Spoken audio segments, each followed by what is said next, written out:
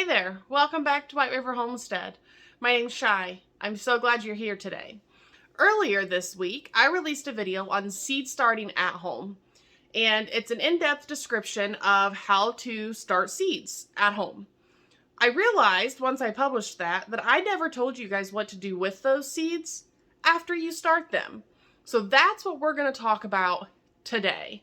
I'm going to go over my indoor seed starting setup, how budget friendly and easy it is. Anybody can do it. So let's get going.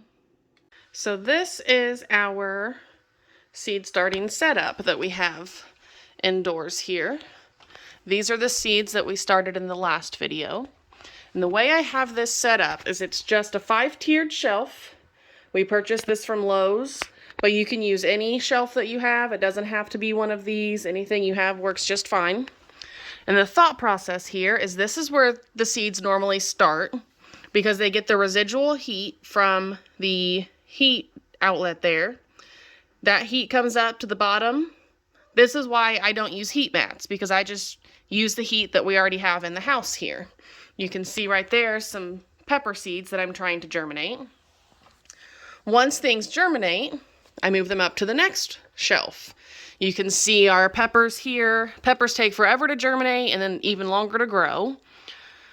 I have some tomatoes back there that I started a few weeks ago. And then the seeds we just started. The reason these trays are here is because this is how I bottom water them. Once they outgrow that shelf, they'll move up to the next one. The difference between these two is how high the lights are. These lights here are quite a bit lower than these lights here. And so, look at those nasturtiums. This zinnia. This zinnia is about to flower. And then I have all these lovely tomatoes. And eventually these will get probably quite a bit taller before I put them out. So I might have to end up actually moving this shelf up because these lights are about as close as I want to put them to that. And these are just shop lights that I purchased from Rural King. I use whatever lights I can find. I don't do the specific grow lights or anything like that. Another thing I like about these is they come with these chains, and so I can easily move them. Also, I can turn them on and off if needed. And I do have 2 here. But if you had a thinner shelf, you could just use 1 light. Whatever works best for you.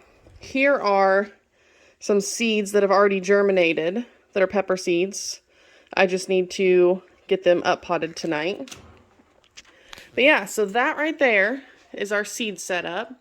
I have my spray bottle over here, some house plants up there. I fill that with water, my water pitcher. I've been using rainwater to water these. We have a jug outside. But once all of these that we just started, once they all sprout up and get tall enough, they'll get moved up here. And hopefully some of this stuff will go out in the next month or so to make room. But if not, I can always add more lights. I have plenty of space on here. But that is my indoor seed setup. Simple as that. Use what you have and make it work.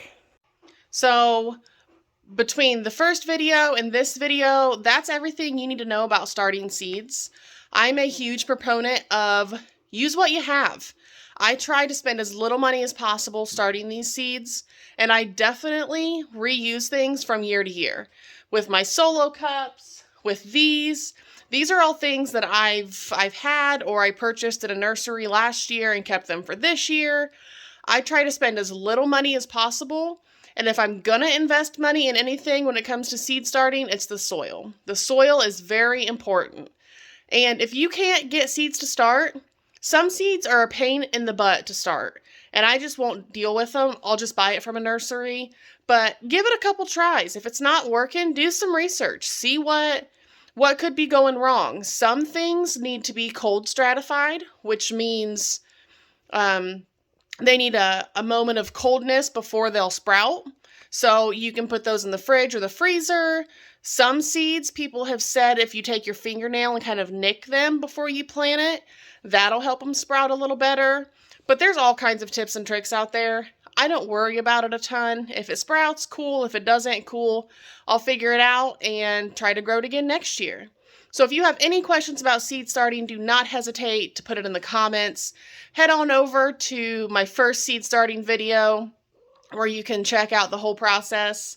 And as always, cultivate originality.